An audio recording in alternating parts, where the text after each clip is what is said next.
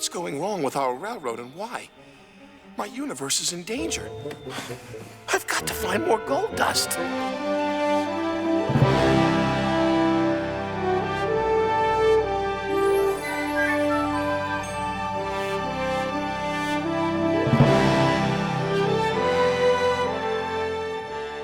Part of my own guide in creating these stories for the screen and these worlds, the world of Thomas on the island of Sodor and the world of Shining Time in the Indian Valley, is that the stories and what happens will help to give children, not in some heavy way, but what I think are the 4 emotional tools for childhood: comfort and fun and inspiration and resilience. And I think that is very, very important to protect, whatever age you are. What are you doing in the sheds, James? I'm feeling a little blue, which isn't so hot when you're red. I was naughty and Sir Topham Hatt told me to think about all the ways I can be really useful. And it was Barry London, who was then vice chairman of Paramount Pictures, who had a little girl who was just nuts about Shining Time and about Thomas. And he came to see me in New York and he said, "Have you ever thought about making a movie?" And I said no, that I hadn't, because the stories, these mini feature films, seemed to me to be perfect in their own right. And he said, "I think you should make a movie." Diesel knows that the lost engine in the legend really exists. What engine? What legend? Of an engine whose magic makes her more powerful than Diesel will ever be. When Polygram Filmed Entertainment picked it up, said, "We're going to get behind this with you," I had a best part of a year in which I wrote very much the story that would finally appear on the screen, and inspired by this little girl who had written a letter saying, "Thomas, please will you come and stay at my house," which was roughly it. And she had defied a lot of those who before Thomas ever went up on the screen said, "Oh, only boys are going to be interested in this." And I said, "No, girls will be as well." And as a mother, I felt that I would love a story which would be told by a mother to her children about something that happened to her when she was a little girl. It all began one rainy day in the big city, just before your uncle was born, and I was going to stay with Grandpa.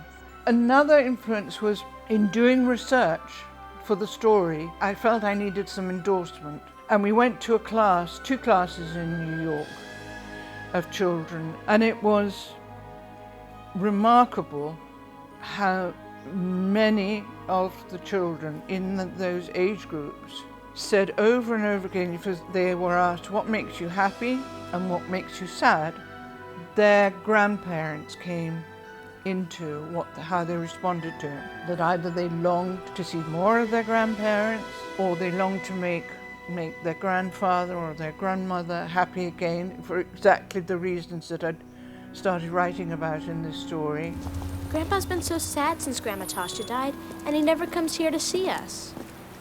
Well, maybe your visit will cheer him up, When it came to the actors who were going to be involved in casting, we had a storyteller for Thomas in the UK, and we had a storyteller for Thomas in the US. Alec Baldwin became storyteller for Thomas, and we just had the best time together. Loved working with him. Toolkit, check. Ticket puncher? Check, check. Aye, aye, aye, aye, aye. All aboard? Just testing, Billy. A lot of times you think you want to do a children's film for the sake of doing one, but it might not be a good movie. And I read this, and it was a really good movie. I thought this is, an easy one. And I had done the TV show with Britt and taped those voices, and I really liked Britt. I thought that when you do a movie and you work with people that you respect and you think that they're onto something, and you like them personally, it makes it easy. Stacy, Where did you find this painting? In an old locker. It was done by Burnett Stone when he was a child. I was told that he used to work on this railroad. But he never leaves the other side of the mountain now. Didi Conn, that was sort of an easy fit because she played Stacy in the Shiningtown TV series. Lily, of course, who would play Lily, and Mara was recommended to me. She had just lost her mum, and she said yes. She was just, I think, incredibly professional. Lily is a little girl that lives in the big city, you know, with her parents, and she goes to visit her grandpa, and he's he's a very quiet man, keeps to himself, and everything's very quiet, and she doesn't like that. I just had such a clear idea of who this man was and what it felt like to live with a loss like that. I could never have imagined in my wildest dreams that the actor who would bring him to life would be Peter Fonda. Did Grandma love Lady as much as you do? Did she take a ride on her? Grandma loved her because I loved her. But she never took a ride on Lady. I couldn't fix her in time. I have a grandson, Thomas, who's got Thomas the Train. And Mr. Conductor sits up in the cab, and you push Mr. Conductor down, and the train scoots forward. You push him down, scoots forward. I'd like to do this kind of film. I've always wanted to do a children's film that satisfies the child in me. Look at the signature, Billy. Burnett Stone. It's hard to believe Burnett could have ever looked that happy. Oh, Burnett had a wonderful smile.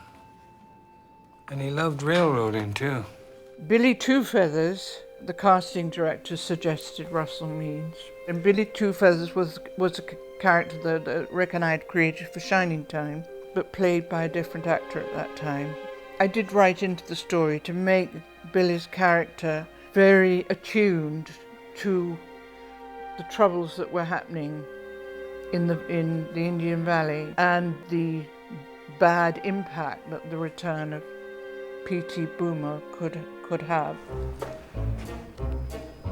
Where I am? You're P.T. Boomer. You left this valley a long time ago. Now I'm back. I'm looking for Burnett Stone. Where is he? Wherever he wants to be. Playing innocent like everyone else in this town won't work. I'll find him. Yes, there is innocence here. Don't mess with it. P.T. Boomer, I just thought Doug Lennox was brilliant right from the get-go when he came in. It was his idea to add a sort of vanity to his character, so that, for instance, in a scene where he's looking for Burnett Stone's address, looking at a pile of Shiningtown, the local paper, and then he sees the newsboy coming along, and he's filing his nails. That was a sort of bit of schmushes that was totally Doug's idea. That engine. She's in that mountain, isn't she? Even if she were, she'd be no good to you now. You're wrong, Burnett Stone. Just like you're always wrong. I'll tell you what she's good for. One thing only. I'm gonna tell you what that is. She's good for scrap. Mutt, I had first seen a dog, in my mind's eye was completely Mutt. I went on a very short holiday to Key West, and there was a dog on the beach, and I've still got his picture. It's in my script. I thought, that's Mutt.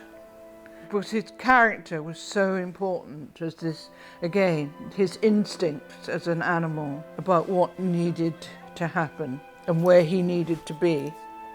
So the dog, it was perfect. Mutt was great. I have to concentrate now, Mutt. I'm suddenly having problems with my sparkle. Mutt.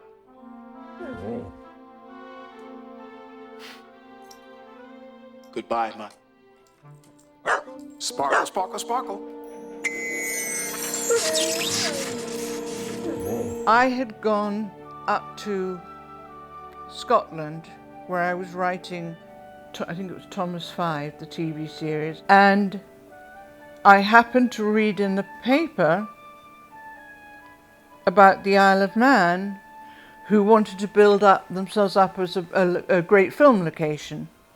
I rang them up and went to see them, and the place just knocked my socks off. I mean, it was everything I could have dreamed of. It was really only once we got onto location shooting that I truly realized the complexity of what a story and how that was going to be delivered. You know, like any basic children's story, or like many of them, someone goes on a journey to reclaim something that they've lost or forgotten from their childhood, which is Fonda.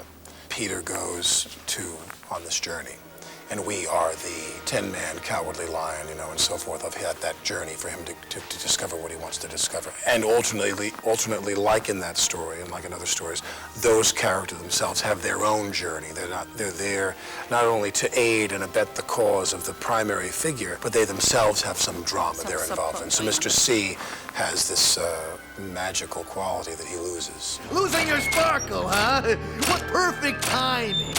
Now where is that lost engine? You won't find her here. You're not clever enough to stop me. Oh, yes, I am. And I mean, to have had the talent in the key crew, many of these folks who were, you know, stars in their own field. See, first of all, interesting to see the number of, I'm glad to say, women who were involved in leading roles in the crew, and how talented and detailed everybody was. This is a friendship bracelet. Grandma taught me how to make one when I was little. This one's for you. Thank you, Lily. Burnett Stone's cottage, the attention to detail of getting all these little things right, where we would see that there were no pictures on.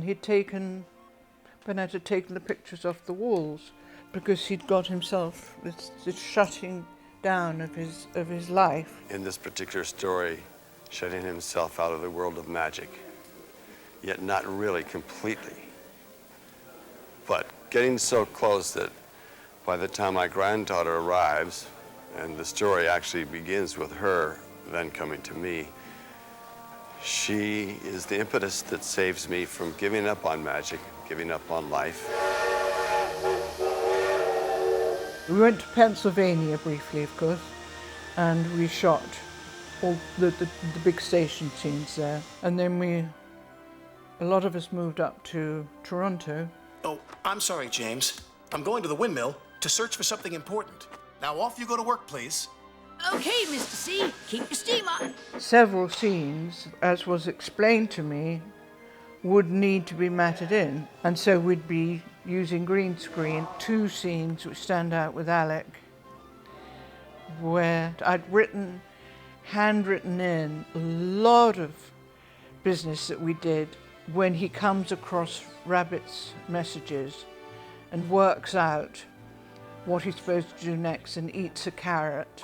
And the way Alec did want to do the scene several times because he didn't feel he'd got everything in it. I don't have time for these silly word games. I've got to find a member of the family that's got a lot of gold dust. Wait a minute. That's it. That's it. I've got to find a bellflower. I need to make a call. So should I do some where we play it right into the lens? In a way, it's a fun scene. It's a jokey scene, you could say, because there he is, and it's real fantasy time with this rabbit writing notes and so on. But taken by Alec with great seriousness and wanting to get it exactly right for the audience. Beach. Beach. That's it. That's it. I have to find a bellflower. I need to make a call. And then He and Michael Rogers, who played C. Junior, got on really well together. But Michael doesn't listen to a thing I say. Nothing. We really do have a brother relationship. I tell him to do something, and he nods, and he acknowledges, he looks me in the eye, then he goes out and does exactly the opposite of what I tell him. And in that sense, he's just like Billy and Stephen and Danny. He is my fourth brother in that regard. Missing Baldwin. He is, yeah. Michael Baldwin. Yeah, he goes and does exactly the opposite of what I ask him to do. Junior, you've got to come here right away. I'm counting on you. Hello? I want my money back. I think that there's a part of him that is definitely the child that I wished I could have been. And that's the magic about being in movies, is that you can often go back and relive parts of your life that you didn't really have a chance to go through experientially as you were growing up. You ready, Lily? Here are the buffers.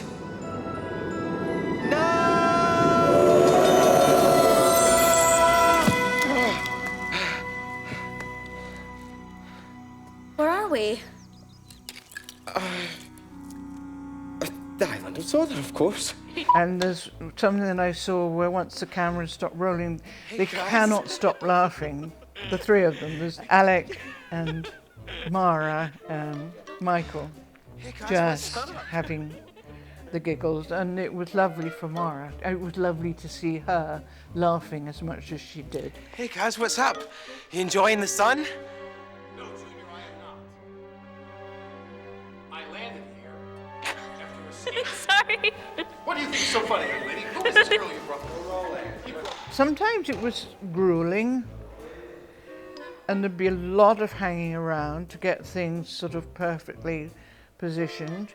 But we also had a lot of fun, and there were some important scenes. Peter came up to Toronto, and there were several scenes that involved him. Mr. Conductor! Mr. Conductor! Thomas? Oh, Mr. Conductor, where are you? When we went up to Toronto, they just started shooting all the Thomas parts of, and the island of Sodor had its own studio. So the way they'd set it up, which was very convenient, was that we were side by side and with many of the key members of the crew who'd been working on Thomas since the early 80s.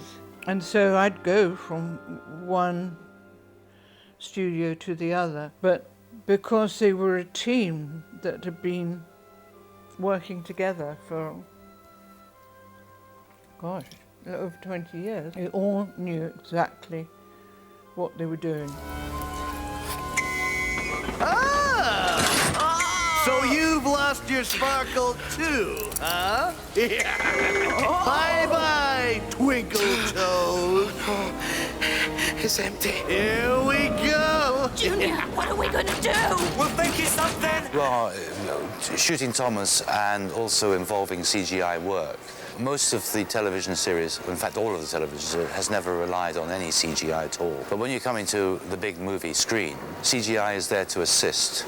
It's not the whole, it's part of the whole. And it's really to be done so the audience doesn't notice that it's been done at all. In order for this world to look like I had it in my imagination, we worked in this way of live-action model animation. We couldn't make the Sir Topham Hatt or the animals move as well. It wasn't sort of, you couldn't have everything moving, it wouldn't have worked. But we had long debates about what would happen when it came to their faces. Playtime's over, Splodge. Uh-oh. Now it's time for the next lesson, huh? I call it How to Stop Being Stupid.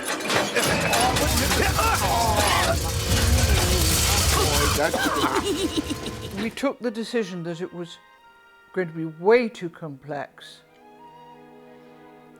in this particular way of shooting live action model animation to be able to have the mouths moving. And that also became part of the charm, I guess the word is, the charm of this world, of the island of Sodor. It's a beautiful day. I mean, we're down, but we're not out. No, we're out. But we are not down.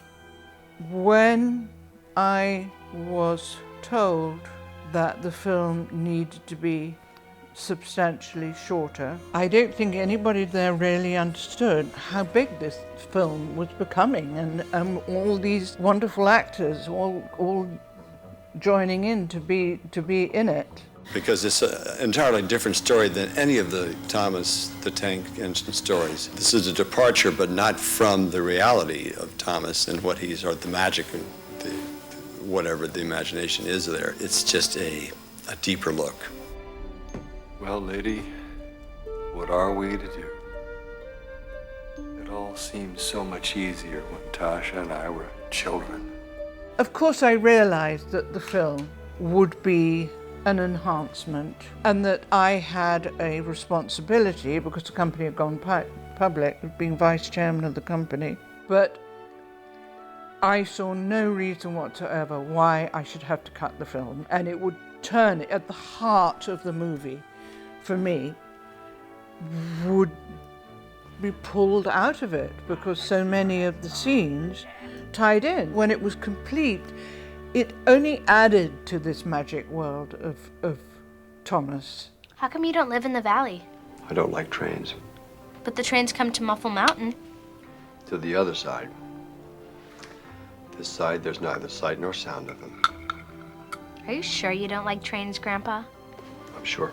And Boomer had come out because this test showing had said that he was too scary. And my inspiration, you could say, for the character of Boomer and why it would work for children was based on the tradition of the British pantomime. There's always the baddie, but you know he's baddie, but you can hiss at him.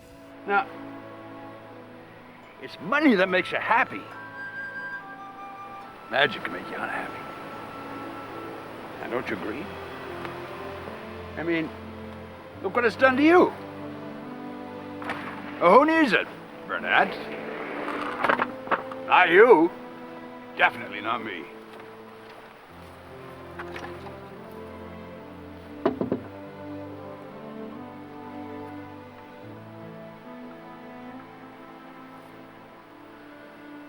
I'll be back, Burnett Stone. I found you. Now I'm gonna find that engine. And then Peter, because he was sad. Sometimes grown-ups just underestimate children's ability to take something in.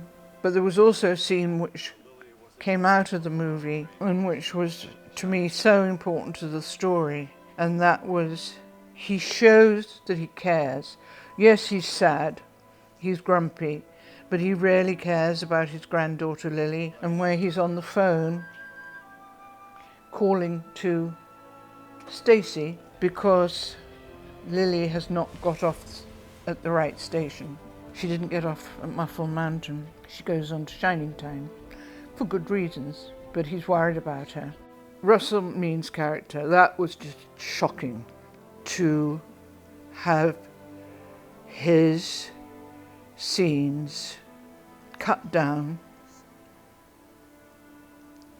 because, as an executive noted, who shall be nameless, couldn't understand a ... word he was saying. Now, Lily!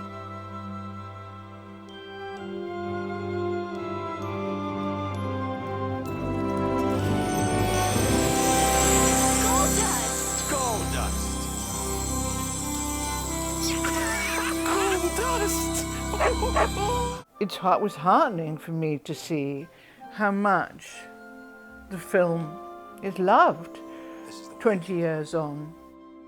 But where there was negative criticism, I was expecting it because I knew why they felt like that. And if the scenes had been left in, they wouldn't have felt like that. And so we've come to the happy end of our story. And it's time for all of us to go home. Just like Thomas.